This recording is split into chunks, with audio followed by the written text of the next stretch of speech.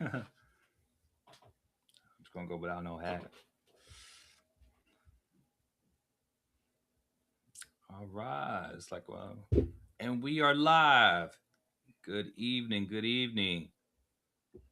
I'm just waiting for some folks to hop on. Looks like it's still going right now. But other than that, good evening. Good evening, Eric. How's it going, sir? Good. It's good to be back. I think we've been Good gone, to- what, 2 weeks? Yeah, 2 weeks. We've had some technical difficulties, some family stuff going on. It's been an interesting month or so. It's good to be Yeah, back. good to be back, man. Tell us what has been transpiring in the past 2 weeks. The PG version, right? Give me the PG version. We had to make some computer changes. We had some viruses, some hacks, some all kinds of stuff going on. Unexpected, but I guess apparently needed break for about a half a week or whatever. Some other stuff going on that I had to handle one of the Tuesdays. We had a kind of like a family emergency that I had to handle one of the Tuesdays. So I was out that Tuesday as well. But everything's all good. And we're back. We're back up. So, things That's happen in life, but we're all good. that's good, man. Seems like you done lost a few pounds and everything, man. What's that on my thing? Huh? There was like a thing on there. We're good. We're good. I said, looks like you lost a few pounds and stuff. What you been doing? Probably stressing. No, I'm good. I'm good. There's I'm someone good. stressing. That's the stressing, man. Never stressing. That's what's good. That's what's good, man. Let me go So ahead and yourself. So while we're waiting, you shoot. enjoyed the weekend? I did What we enjoy the did this weekend? weekend. Dang it. I used to highlight. Can't use the highlight. Yep. So Yep. Enjoyed the weekend. It was great. You know, it's always good to rest and kind of fuel back up. Um, especially after like Father's Day weekend. So that was a busy weekend. yep. But yeah, it's been good. It's been good. No complaints. No complaints. No complaints. It is what Yeah. it is. Yeah. Um, so everyone, thanks for joining us this evening. We have a lot of stuff that we want to talk about today. If you don't know what today's topic is financial literacy starts at home, building financial habits that last generations. And I know we've been talking about this a lot, but we'll get into that, and especially when we just went to the book fair, the book festival this weekend, talking about building generational wealth and just financial habits and mindsets. So, good evening, everyone. Whether you're watching on Facebook, YouTube, TikTok, listening later, on the show, welcome tonight. Yes, we're gonna talk about money and just not how to make it, but not just how to invest, but how everyday financial decisions quietly shape our marriages, our children, our stress levels. We just talked about us being stressed for the past, few weeks or most of this month. But ultimately, we want to leave a legacy behind for those generations, and so we want to make sure that we are setting ourselves up in the right way today. So Eric, when that comes to mind, what are you thinking about when you want to start us off with that? Uh, where do you want to go with that when it in terms of generational wealth? What starts at home? What needs to start at home? So definitely when I think of financial wealth starts at home, financial literacy starts at home. It really does. I think it really starts. Most people who are older, they probably from their generations before them really didn't talk a whole lot about finances, about saving for retirement. We can have the conversations about boomers, about the generation before them, where, people worked at a job for 20, 30 years, retired, got the retirement check, got their social security. Nowadays, most people are going to retire with their 401k, their 403b, and things like that. There's really not a whole lot of jobs out here anymore that have pensions that you're going to be able to retire from.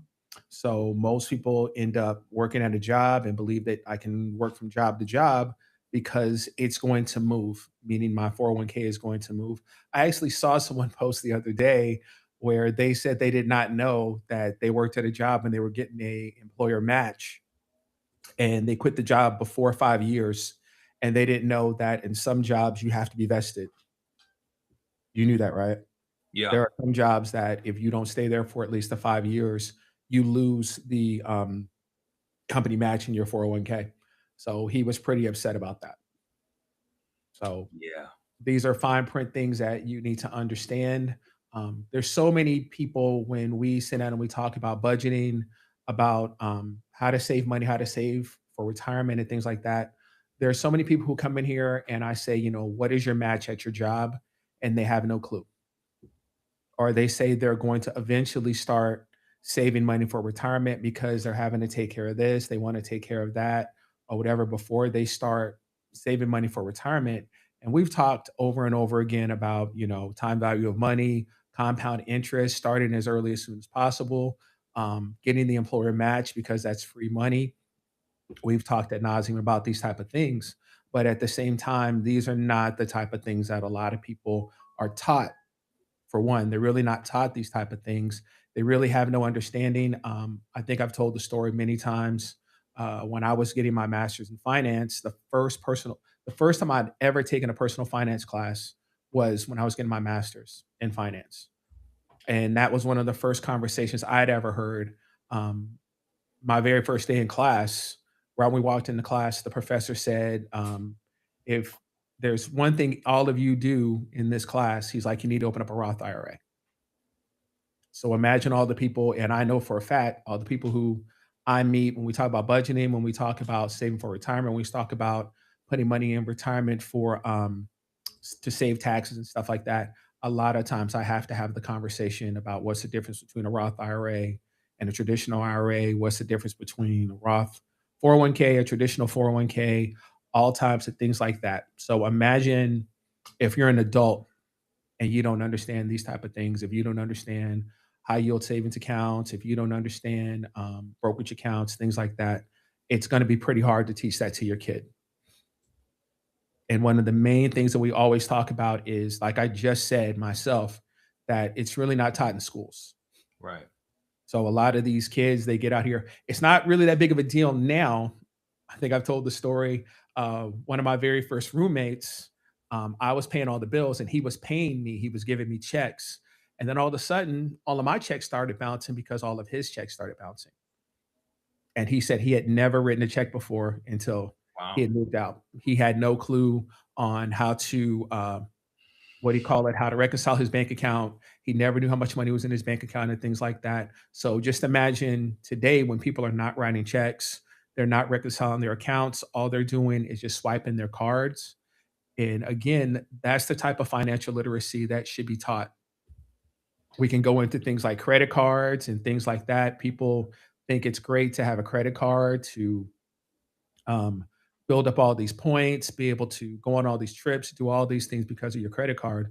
But we don't think about building up all this debt in the credit card, all the interest that you're having to pay, and then you end up having a horrible credit score. So when you see the things like Klarna, Affirm, Afterpay, all these type of things that give you the ability to put things on credit and pay them later, we think that that's this great thing to be able to go on this trip, to be able to buy these things, and I'll just pay them later. And then what ends up happening, Isaac, they end up, having these huge bills. And again, that's how you end up ruining your credit because of simple things like that, like you don't think about.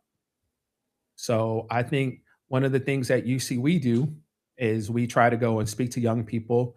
We try to go talk to teens, high school kids, kids who are in college, who are getting ready to get out here in the real world and stuff like that, to try to give them a little bit of financial literacy because, just to be honest, it's really something that's not talked about at home. Right, right. So Makes me think about like, well, how many adults today, parents are simply us as parents, grandparents, are repeating what we watched growing up without right. realizing it, right?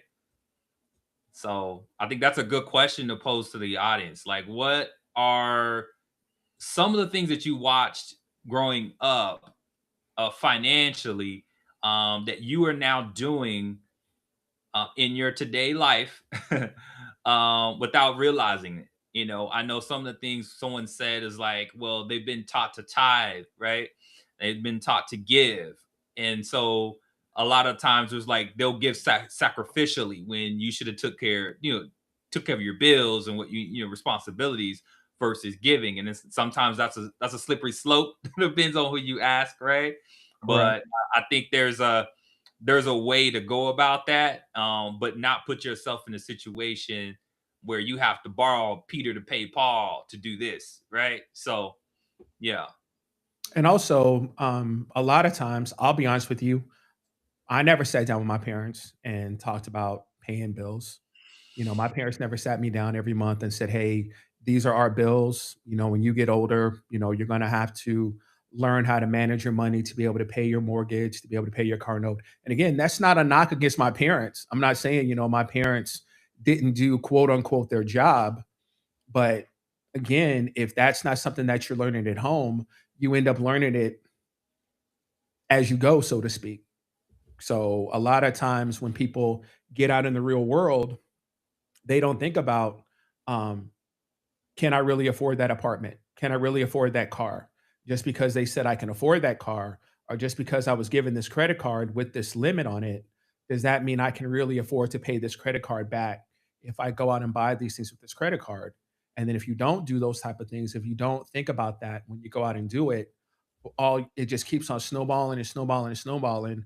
And before you know it, now you're in a financial problem. right, And we're not just talking about messing up your credit. We're talking about not being able to pay your bills, not being able to save, not being able to invest, just invest, period, invest for retirement. It just snowballs and snowballs and snowballs.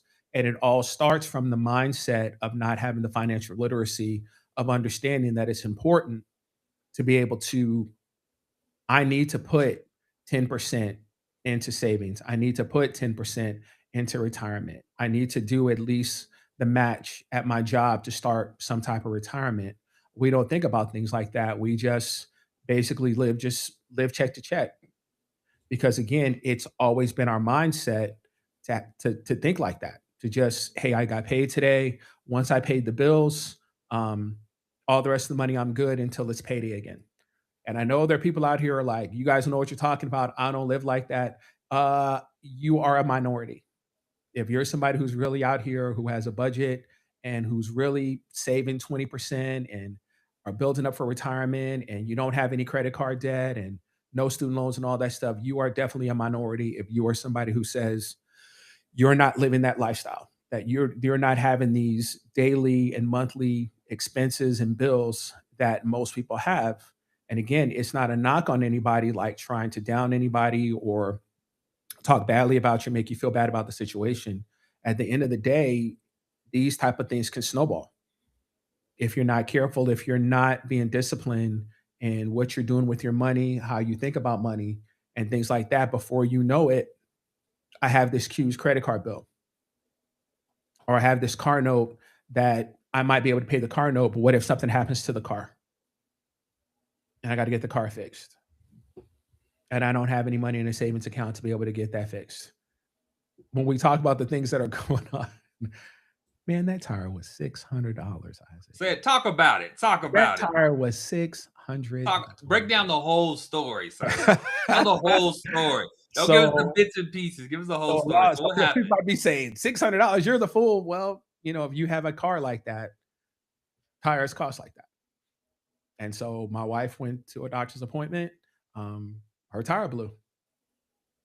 So I went to the tire place, go get a tire, and that's how much that tire ended up costing. So imagine One if you tire, lived one tire, six hundred um, dollars. You sure $600. you didn't get the one with the gold trim on it or nothing like that? The one that got the white walls or nothing like See that what I'm on it? saying? So imagine if you're living check to check, and then an emergency that was no fault of my wife's at all. That was not her fault at all. And something like that happens, and then you either got to put it on a credit card or you're going to ride around with the donut, right? With the donut, right? And this is just life. But you don't think about those things when you say, "Hey, I'm going to go buy this car." But you don't think about the fact that, I might not have the money saved if something was to happen to the car, if the car was to break down, or or if a tire blew or something like that. The windshield, even though my insurance paid for it, I still had to pay for the deductible, right? Right. What if you're living check to check and you don't have an emergency fund and you don't have a savings account? And I know that's a hard conversation right now because everybody's talking about how, how hard it is because of the economy and inflation and all those type of things. I know it's hard to have the conversation of saying, so many people are saying that they're living check to check, but I don't want to say it's voluntary, like I hear so many people say to be in these type of situations, but you really have to have that type of mindset when you're looking at your pay, when you're looking at your check. You can't just have the attitude of, I'm just going to wing it. I'm just going to pay. I'm just going to go buy this house, even if it does not fit within my budget. I'm going to go buy this car, even though it doesn't fit into the space or the amount of my pay. Sometimes when you look at people's budgets, you're like, why did you think you could afford this car? Mm, Because paying for this car note and paying for this house note, you don't have any wiggle room. You understand what I'm saying? You don't have any wiggle room. You're not building up a savings account. You're not building up an emergency fund. And people say it's because of the economy, it's because of inflation. Yes, to a degree, but in a lot of ways, it's like, were you thinking about that when you walked in there and said, I don't want to pay more than this for the car note? Did you put that in your budget before you went to the dealership? Did you say in your budget, I cannot afford more than this because my car note, my insurance, and the money that I need to be putting away in case something happens. So no matter what they say to me, no matter how great I look in this car and this like that, I might not be able to afford this car. Do we have that conversation? A lot of times we don't. A lot of times we don't. And I know it's hard to hear. I know it's hard to hear. But a lot of times we do not have that conversation. We just say, "Hey, if he says I can drive out here in this car, I'm taking it." We had the yeah. conversation the other day about when people are out here trying to buy a house. Yeah. It's like my budget says this, but when I went there, they said I can afford a house that's 150 or $200,000 more than what my budget. When I look at what my house note needs to be, then before you know it, then I'm running around trying to figure it out. Like he said, then I'm living in crisis mode instead of being proactive and being defensive, so to speak. That's the best way to put it. Being defensive, where I'm putting money away, I'm saving money in case something was to happen. I'm always just doing my thing, and then when a crisis happens, then I'm scrambling, right? And it's either I'm having to go get a payday loan, I'm having to go get a loan, or I'm having to go get a credit card, I'm having to go get a line of credit. And again, that just puts a band-aid on it because all of the things I just said now creates another bill, correct? If I'm going to pay the credit card off, if I'm going to pay the line of credit off and all those things, then it just creates a whole nother bill for me every month. And I've been living paycheck to paycheck this whole time. So now I got to sacrifice something, right? I got to stop doing something or I got to start making more money. There's no there's no way around it. I got to do one of the two. So I got to cut my expenses or I got to grow my shovel. It's just that simple. So you end up not doing things anymore that you felt were essential to you until you had no choice to not be able to do them because now I got to pay this credit card bill or now I got to pay this line of credit back. So you should really think about being proactive, especially like I say, that's why I love talking to college kids right out of high school.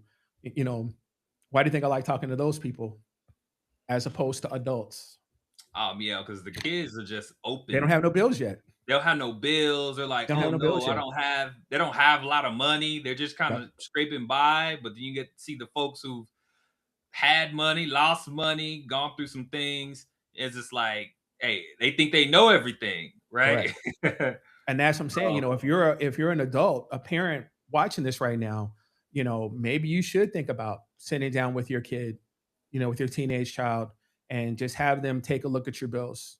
just have a conversation about the decisions that you've made, good or bad, because obviously there are parents out here who are doing a great job, who are saving money and doing things like that, to show your kids how important it is to save money, to, be able to build an emergency fund, build a savings account, build a retirement, think about investing, buying rental properties and things like that, to help your kids understand how important it is.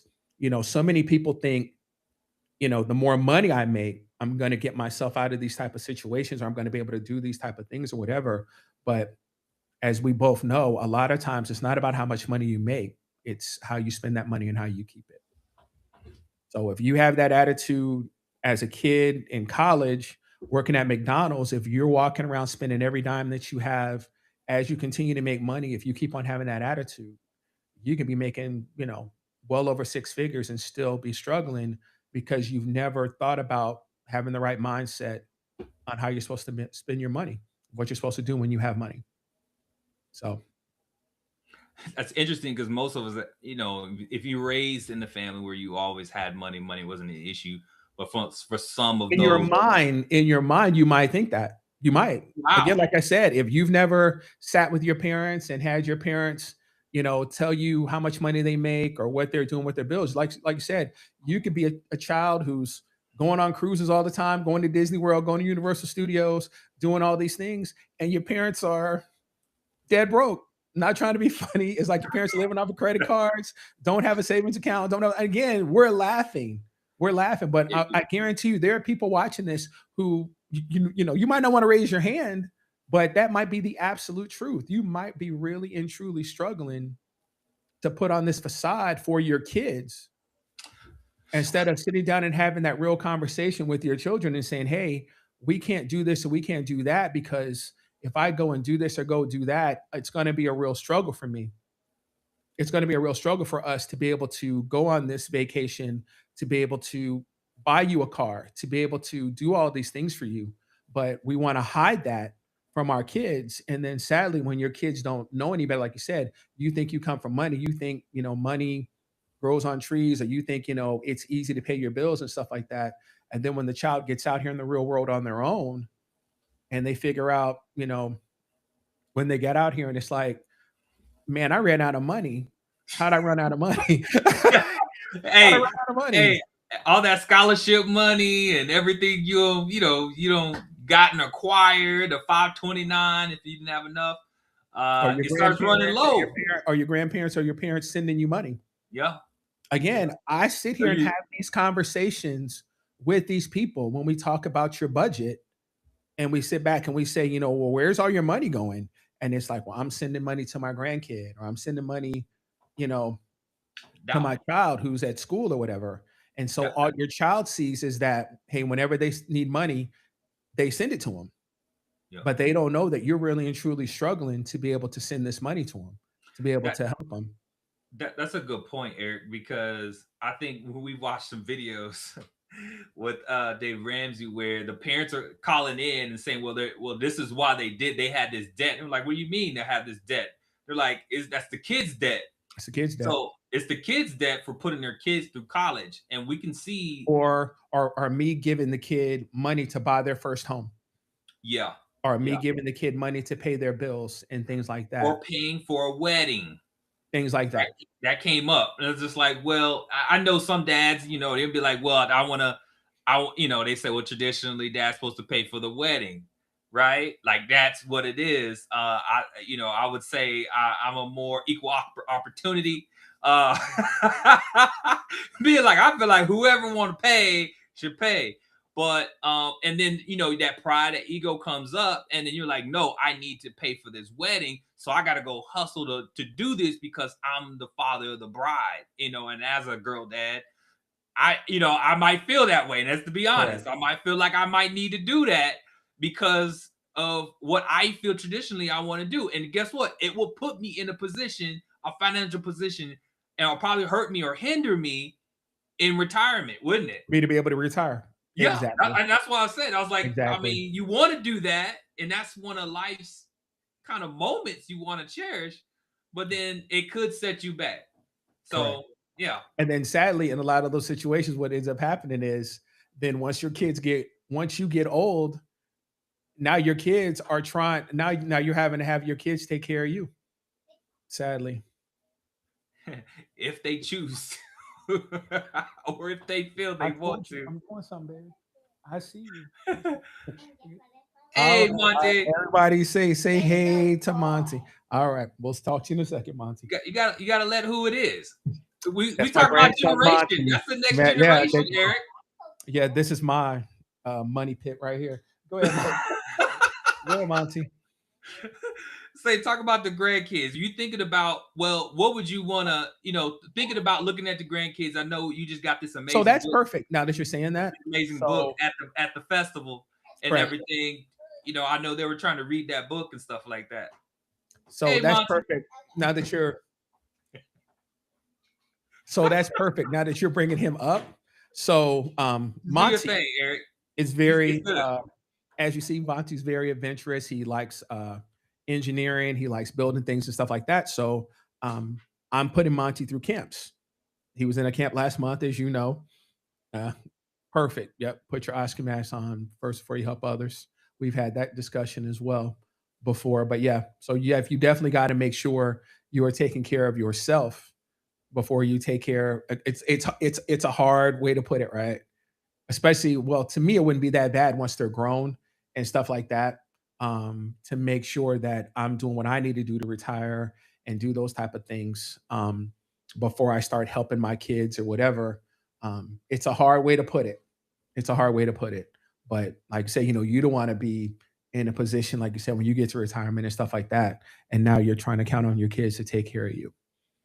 But when we talk about the things that we can do to help our kids, when I was bringing up with Monty, he's really into engineering, Minecraft, and stuff like that. So as you know, he was in um, he was in a camp a couple of weeks ago, and he's going to be in another camp in another couple of weeks. So I have him going to all types of camps and things like that, to try to keep his mind on the Yeah, things that he's thinking about doing. But from a financial standpoint, there are plenty of things out here, like you said, with the financial books that we saw at the book festival and things like that. There are plenty of things out here where people are doing financial courses and stuff like that for kids. As you see, we get invited to speak to teens all the time. So, if there are things like in your town and things like that, that you want to take your kids to or have your kids go to so they can become more financially literate, definitely. And a lot of these things, like the things I go to for the kids and stuff, it's free. So a lot of these things, when people say, well, I can't afford to do that, a lot of these things that a lot of churches, a lot of schools, a lot of like I'm in the 100 Black Men, that's as you know, I speak a lot at the 100 Black Men with for kids and stuff like that. We do a lot of things with the kids and stuff like that. So there's a lot of things out here that you can go out here to kind of help your kids become more financial literate. But it's all about you finding these things for your kids and taking your kids to them and encouraging them to become more financially literate than where we are today. Because that's our biggest problem when we see so many things on social media of all the types of scams and things that all these people get caught up in. A lot of it is desperation, but at the same time, much of it is you don't you're not financially literate. Because if you were financially literate, you would know these things that these people are saying is not true. You mm, would know that's not gonna work. You should really concentrating you should really concentrate on paying your bills and living below your means and not building up a bunch of credit as opposed to somebody telling you all you gotta do is go on ChatGPT and look up all these laws to write off your bad habits. Instead of you fixing your bad habits, somebody's trying to tell you the microwave way to be able to clean up your credit. But then as soon as you quote unquote clean up your credit, you're gonna go right back to still doing the same things you were doing because you are financially illiterate. The things that got you to where you are is because of the way you handle your money. I know people have medical emergencies, things like that, but a lot of times if you go and look on the things that are on people's credit, it's because of choices that you made. It just is. And then you compound it. So like if I have horrible credit and stuff like that, and then I say I still need a car, so then I go out here and I get I don't want to use the word raped, but you get drugged. Now you're out here driving a car, a 10-year-old car with a 28% credit on it, interest rate on it, Interest rate. because you got bad credit, right? So you can't pay the car, so you just keep on doing this cycle, keep on doing this cycle, keep on doing the cycle, instead of sitting back and saying, "Hey, I need to take a break and sit back and learn how to fix my credit. I need to learn how to become more financially literate." But again, we don't want to do that. We want somebody to just tell us how to quickly clean up our credit. And it wouldn't be so bad, Isaac, but then the first thing comes out your mouth is, "And I can help you get a $50,000 credit card." Say I'm lying. Let me help you fix your credit and show you all these banks that'll give you $50,000. And your ass is here because you can't handle your credit. But you think that makes sense. I said I wasn't going to do that anymore. So I'm Yeah, go ahead. So, but that's how we get here, right? Yeah. You can get mad all you want. That's how we get here. And so then that's why you see all these people who say they fix credit.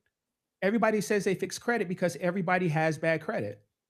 But we don't want to talk about why you have bad credit. You just want somebody to help you microwave fix your credit. You don't want to talk about why you have bad credit.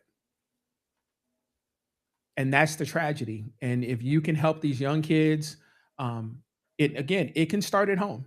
Even if you have bad credit, even if you have a horror story to talk about with your finances and things like that, if you've had to file bankruptcy, if you've had to get all this stuff removed off your credit, these are stories you should be having to talking to your kids about. You should be telling your kids the things that got you to where you were in that situation, so your kids don't have to go through that. But how do your kids know if you hide that from your kids? Ooh.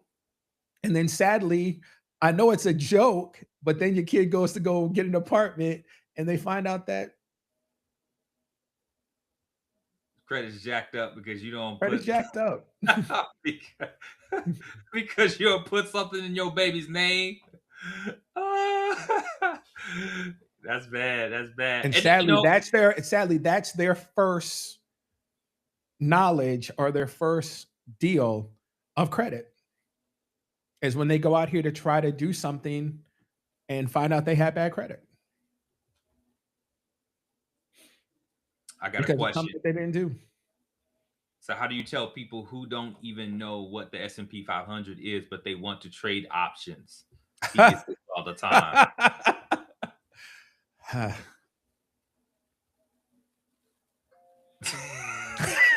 Because he's telling the truth. When people come in here and say, "Do you do options? You do all this, that?" I'm like, nope. Like, what? No, I don't do any of that. What are you talking about? I don't do any of that. And you should not either. You should not either. You really and truly should not. That is a one-way ticket to you becoming broke and bankrupt and blowing your money. Everybody out here claims that they know how to trade and stuff like that. Trading is a crapshoot. Do not let these people make you believe that they are so brilliant and they know how to trade and all that, and they're smarter. And again, and you can ask him. You can ask him. It's not somebody who's like a legitimate broker who works at a company like that. It's some clown you see on social media who's telling everybody that they could tell everybody how to trade. Not the person that went to school and studied and went through the wire. Yep. Yeah. It's some clown who's telling you they're making all this money trading. You know, the funniest thing, and when I see the videos now, I laugh because I think about it. You know, back then I was like, I just ignored it. But you see all these videos where they show back in the day with Forex and stuff like that. It kind of reminds me of that.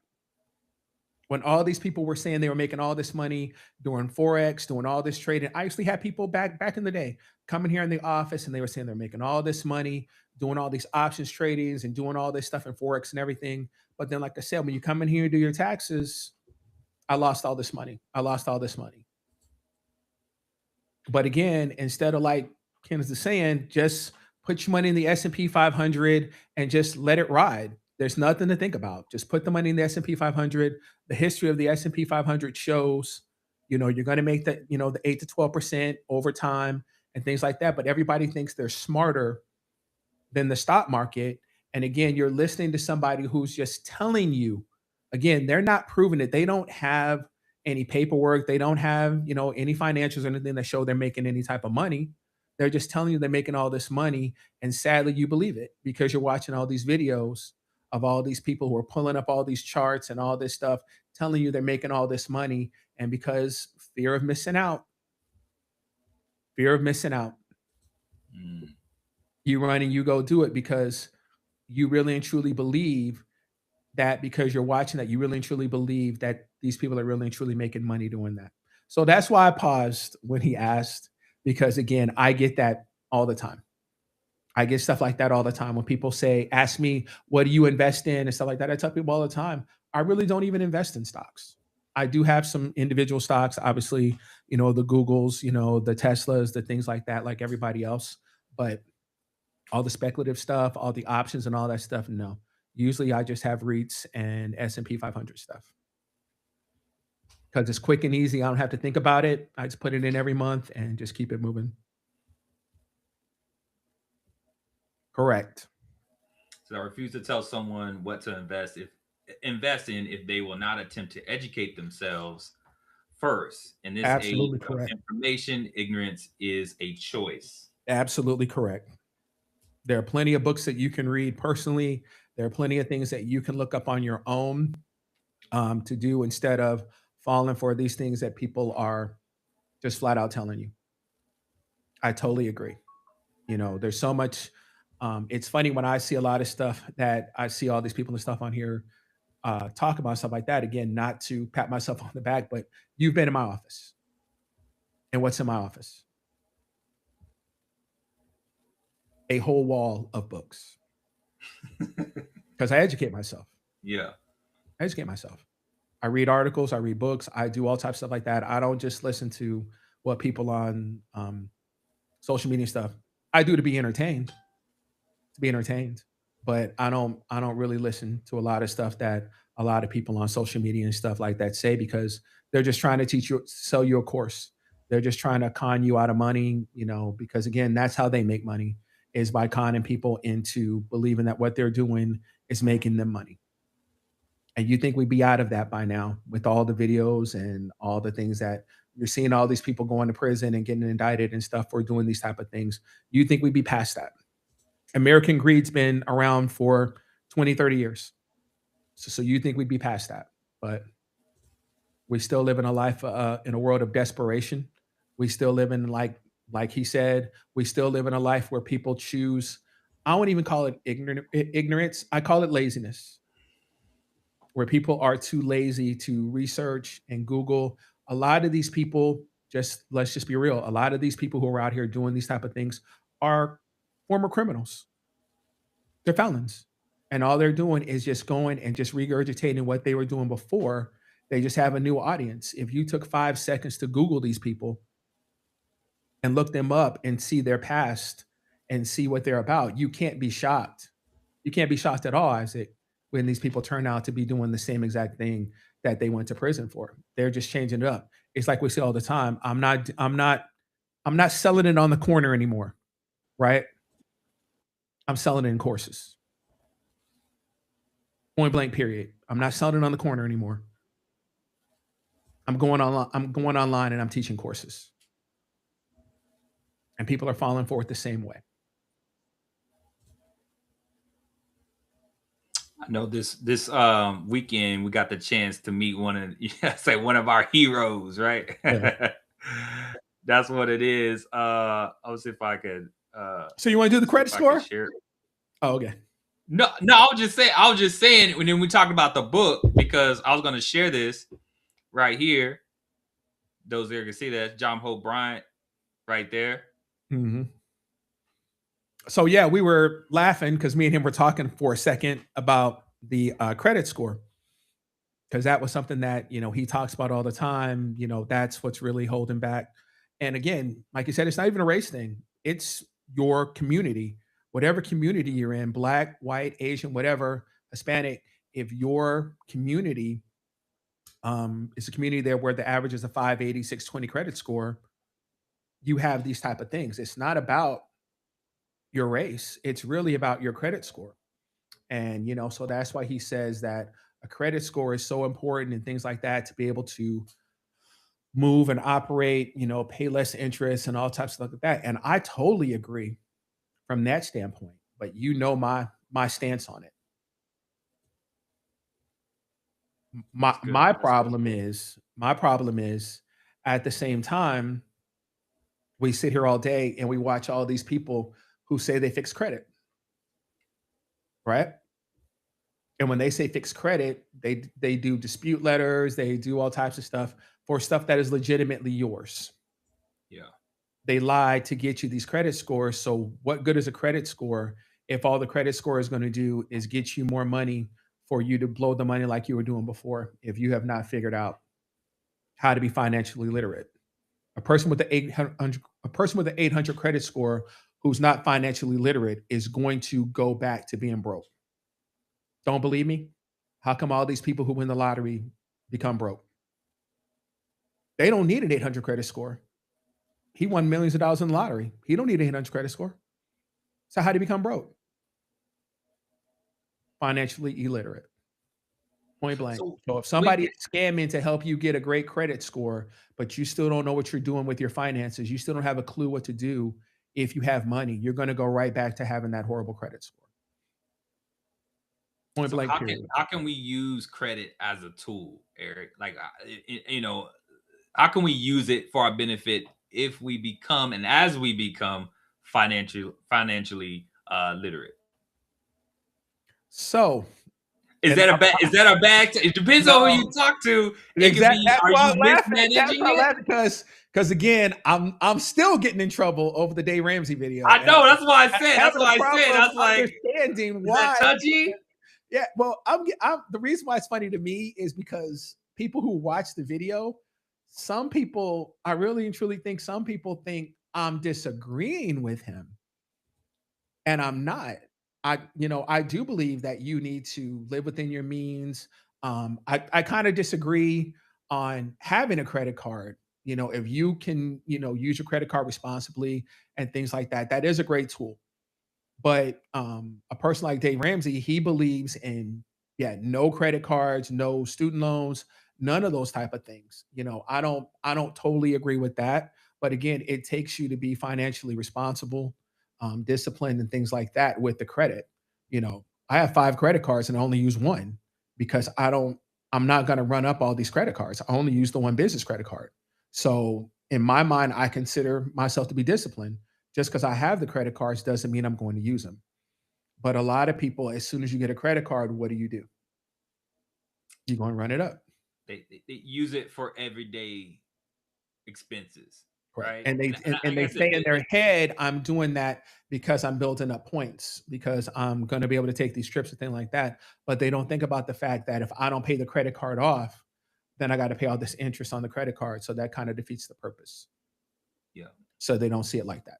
So, but your question on what can good credit do and things like that, you're right. If I have great credit and something happens, like, let's say I have a business and I actually want to get credit in order to build the business, I've never said anything wrong about that. I've never said to go get a line of credit or get a business credit card if my business makes the type of money to be able to pay the credit card back or to be able to pay the line of credit back, or the money that I'm taking out is giving me a far bigger return than what I'm paying on the credit card, right? But most people who run out and get these credit cards and things like that, that's not what happens, right? They go get the credit cards and they go and blow them. And then you end up being in a worse situation than when you started. hey man, there's nothing Right. wrong with going on a cruise when you get Okay. that credit card. You get a fresh card to use on a cruise and go out there and enjoy your life. You know what I'm saying? There's nothing It's wrong with that. I gotta come back and pay for it, but correct. It's I like all guess these people, it's like all these people who got the PPP loans and the EIDL loans and the some people got some ERC credit loans. They got all this stuff, and yet they're still broke because they got money, a lot of them fraudulently, for businesses they did not have. So they yeah. got this money. And so, how could you say you spent the money on the business if you didn't have a business? You just got this money fraudulently and then you went out and blew it.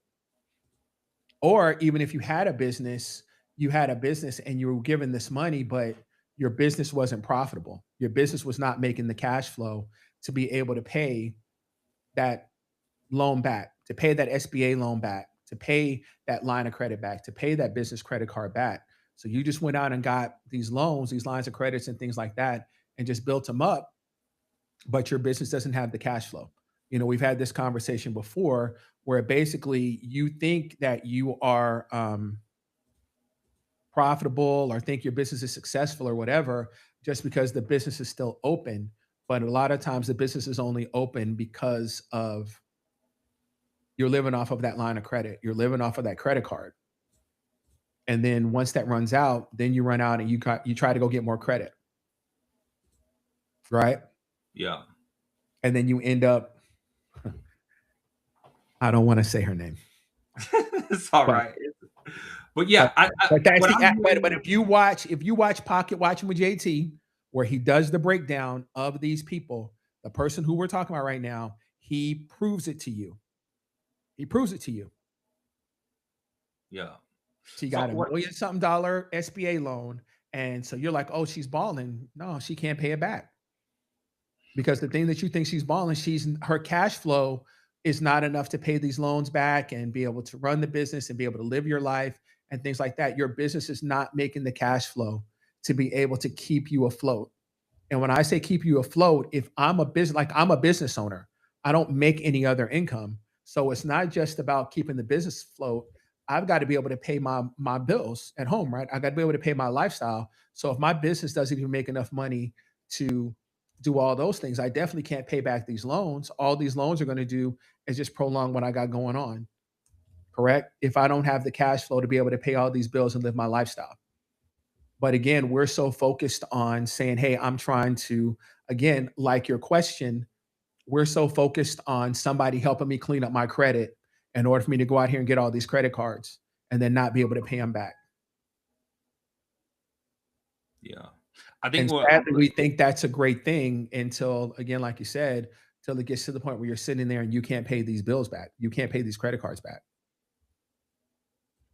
I was gonna say, what I was kind of like hearing when you were speaking was, Eric, which was great, was like understand that there are consequences for your actions, right? We all know that there's consequences. Just know that there's consequences. There's rules to this thing, and you got to really understand what's really at stake here. Because just because I took out this line is gonna now I got to pay that back, especially if I'm personal guaranteeing or whatever the case may be. I am responsible for that, right?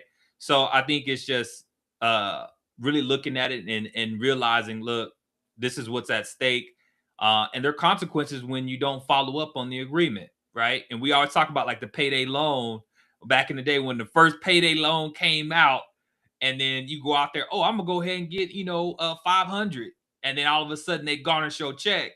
That actually happened to me in college, right? So try to make my rent. I thought I had the money, but I was like, I'm gonna go ahead and get this. My check gonna come in, but I need a few extra, and then I will be good with my check. That was irresponsible. I should have just waited. And I should wait till I got my check and then handle my responsibilities. But I didn't. And when I didn't, I fell short on that. Then I had to pay the piper, and they garnished mine, right? All that with the fee all at once. And then I couldn't make my rent at that time. So that was just something, as like, it got me, right? Yep. It got me. I put myself in a situation which I shouldn't have been in, and I put myself in there, and I had to abide by the rules of that financial institution. And so I got, and but I put myself in that situation. So, and then I put myself in a bigger situation, not only getting garnished, but then now I can't pay my rent at the end of the day, right? Right. And I had it at the time, but since I did something, irresponsibly, and then it bit me in the butt. So And then we think the answer to that is somebody's just going to wipe that off our credit. I'm going to write a bunch of dispute letters and lie and say that that's not me. Somebody stole my credit or I was kidnapped or something stupid like that instead of just being responsible. And, it's making me think, um, One of the funniest things, and again, I know from experience of dealing with clients, when you hear somebody say, "Oh, just get an LLC, throw everything into your LLC, and just file bankruptcy and just start over again." What I've been telling you all these couple of weeks here about all these people who are trying to file bankruptcy. You just because you file bankruptcy does not mean you can automatically get bankruptcy. It doesn't work like that. Just Right. because you say I'm going to go file bankruptcy, there are situations where you do not qualify. If you guys are actually watching some of your heroes, not trying to be funny, but if you're watching some of your heroes, some of these people who are actually on stages telling people, don't put anything in your name, put everything under your LLC. And if things fall apart, you can file bankruptcy. Again, I encourage you, I encourage you to watch some of the videos by the person who I named, where he is showing you it does not work like that. The one we just watched, the one we watched in the car, Right. she lost all of her properties. And this is the very person who sat on a stage and told everybody, if you put everything in an LLC, don't put anything in under your name, and you file bankruptcy, you're going to be good. That did not happen. That did not happen. That did not happen. That did not happen because, again, she wasn't even bright enough to understand in order for me to file bankruptcy. You say Trump files bankruptcy because Trump can afford to get in the payment plan that you need to be in a chapter 11 or chapter 13. People need to understand the difference between the two, between the three, actually, the chapter 7. But if you file chapter 11, but you don't make any money, how can we set up a payment plan for you to get out of this bankruptcy? Right. That's what happened, right? You said you don't make any money. So how can I set up a payment plan with you if you don't make any money? So you got to give that up. So you got to give that asset up, right? Yeah. But they don't say that. They just tell everybody you can file bankruptcy. Just go run everything up. Go run everything up and just file bankruptcy. The liquor lady, like my man likes to call her, it's not her company anymore, is it? No. No. I know it hurts people's feelings. I know it hurts people's feelings because people like us, we don't know what we're talking about. We're hating. We're hating. And all we're trying to do is help you not be at a lower level, to not be in these situations. Somebody who's struggling right now, who's struggling right now, I'm gonna say it, who's struggling right now, all the stuff going on. Hey, y'all can't afford to move like that. Y'all can't afford to move into that. You know what you're talking about. Cool. Man, that's Cool. That's what I said. I said, yeah. Eric, I know we're closing in, but I know we've got a few more minutes for those who tune in. If you do have any questions, you guys, please drop us a question in the chat. Those who are on TikTok, Facebook, or YouTube, please drop a question in if you do that. Eric, I got something fun. I want to do something called a rapid fire, and I'm gonna see if you could say which one is which. Ready? Sure. Trying to Ready? embarrass me. Nah, you good. You good. You good. Budget or no budget? Budget. Cash or cards? Cash. Oh, got him stuck. Hey, you see why I hesitate, right? Cash. Yeah, I know. Emergency fund or investing first? Emergency fund first. You like me to explain why? Especially if it's on a retirement plan or something like that. You definitely do not want to put something in a retirement plan that you're going to be penalized for if you take it out. Especially a lot of people who have 401ks and things like that. And in your mind, you're saying, but if I take a loan out on that money and I pay interest on it, the interest goes back into the 401k. Totally agree. Yeah. But doesn't that stop the investing? It stops the retirement because you're having to take that money out of your check in order to pay that loan back. So you'd be better off building an emergency fund so you don't have to take the money out of your 401k. So you don't have to take money out of investments and things like that. Awesome. I know it was rapid fire, but I thought No, I know. Expand on that a little bit. He said, pay off mortgage early. So that is a mindset thing. So a lot of people, no, I'm being serious. A lot of people would rather just say, "Hey, I don't have a mortgage, I don't care." But I can understand an argument of somebody who's saying, "Hey, Eric, I'm paying like 2%, 2.9% on my mortgage, and I'm investing over here, and it's giving me a way bigger investment than the mortgage." But again, the argument would be a lot of people would rather not have a mortgage at all. And a lot of people would rather be able to say, "Hey, I don't have that debt." But I can understand both trains of thought. Personally, I'd rather have my mortgage paid off just so I don't got to worry about that payment anymore. But I can understand the train of thought in both ways. A It lot would of it be peace of depends on a mind lot of more it sense. depends, yeah, peace of mind. Okay. So a lot of it depends on the interest rate that you are paying on your mortgage. Awesome. Now this is an interesting one. College or trade school? So a lot of that depends on you. A lot of people believe you need to go to college and then you end up doing a degree that's not going to get you the type of money that you believe you're supposed to make or whatever. If it's something you're passionate about and you need the licenses like myself, obviously I needed to go to school, I needed to get the degrees, the licenses and all that stuff to be able to do what I do. So I could not just say, "Hey, I have this trade or I'm just out here doing this." But there are people who have trades or don't even go to school at all, where they have a business that might even make way more money than me. So a lot of it is what you plan on doing, what type of business, whatever. Again, college is not for everybody, but having a business is not for everybody either. Don't believe it. Don't believe that everybody is equipped to be a business owner. I know it would say like business, being a business owner or a employee. Personally, I'm oh, just okay. saying. Hey, you get into the details now. I'm just. It's supposed to be rapid fire. So you tell me, like, if you want to Again, it expound depends on it, be on no, quick. again, it depends on you. One of my mentors, I remember he said this, and it's absolutely true. A lot of people are not mature enough to be a business owner. Let that sink in. Mm, okay. Rent or buy? Oh, bye.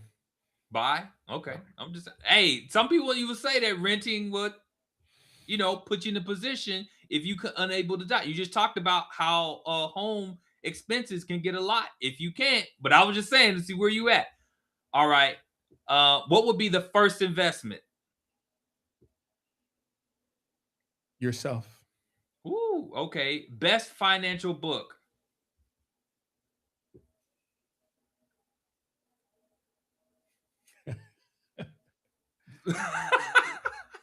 Or you can't name the best financial No, book. You got a top three? You got a top three, top five. Top no, because three? once popping in my head, uh, that everybody would laugh because back in the day, everybody would say, "I've read Rich Dad Poor Dad." I thought I was Everybody gonna says say, it. I knew you were gonna say that, Everybody right? Yeah, says they yeah. read Rich Dad Poor Dad, but I'm definitely not a fan of him. Definitely Is not a it fan. not your best book or or Mhm. is it the best financial book or not your personal favorite? I mean, it was a good book, but now that I know him personally, no. Okay. Most Um, underrated habit. Reading. Mmm. That's good. That's good. That's good stuff. That's good stuff. Eric, I know this has been great. You want to close us out? You got anything else you want to talk to the So folks? as usual, we've gone off tangent, but so I always try to wrap it up at the end. If you're a parent, definitely take heed and think about trying to help your young adult, your child, or whatever. Give them a leg up, even if you are not financially literate as you want to be. Buy books for your kids. I buy books all the time. You see, I bought a book for my grandson at the thing, a financial book. I like to buy financial books for my nieces and my nephews and my grandkids and stuff like that to try to give them a leg up. I try to buy them games and things like that. There are things that you can help your young kids with financially. Even again, even if you aren't financially literate, so to speak. Um, but give your kids an opportunity to do that. So I would definitely say that if that's something. Oh, and another thing we talked about as well, real quickly. And I do that for my grandkids as well. Matter of fact, Deuce's birthday's coming up next month. Um, open up a if your kid's not working, you cannot do a Roth IRA, but you can definitely do a custodial brokerage account. So we have custodial brokerage accounts for our two grandkids. They're going to be 5 and 2, so obviously they're not working, but you can definitely give them a leg up. Um, 50, $100, buy some stocks. As they're growing up, we're going to have conversations with them on why we help them open up these accounts and help them understand how they're growing. Hopefully, as they start working and things like that, they can start putting money into those accounts and those accounts can grow. So that's definitely something I would talk to people. If somebody said, what's the best thing I can do for my kid or I can do for my grandkid, besides giving them games, things like that to help them grow financially, I would definitely introduce them to investing. Even if they're young right now or they don't even know what you're doing, but start putting that money in there on their birthday. Put money in, for Christmas and things like that. That don't just buy them toys, go out and buy them different types of stocks, mutual funds, and things like that in custodial bank accounts. And then when they get to an age where they can start working, you can definitely sit down and have a conversation with them about why you open up the accounts for them and what and how they can start putting money into those accounts. Thanks, Eric. Really appreciate it, sir. This has been great. I hope everyone is tuning in today. This has been helpful. I know, Eric, thank you. It's always a pleasure. We'll be here every Tuesday live, starting back again after our little break. But we'll be here every Tuesday at 7 p.m. Central Standard Time. Those of you watching on YouTube, Facebook, Instagram, TikTok, we'll be here live Tuesdays at 7. And if you have any questions, any comments, please feel free to reach out. Follow us on the Financial Turtle.com, also at Anderson Taxes on all platforms. Eric, I know you're doing free 30-minute consultations. Those of you who are interested in that, please reach out. We can definitely the number below. So please call 512-626-7545 if that is you and you want to be able to contact Eric to get on his calendar. And Those of if you you, guys did not catch it, as we said, we had some financial things, some family things, emergencies and things that happened. So as you see, we are not talking about the course. We did not have the course last week or the week before. We did not even do the course because of all the things that we were going through here. But we will open that back up in a couple of months. We did get some people who were interested in things like that. So we apologize that we did not end up doing that. We are going to revisit that, and that one was more for business owners. We are looking to do one for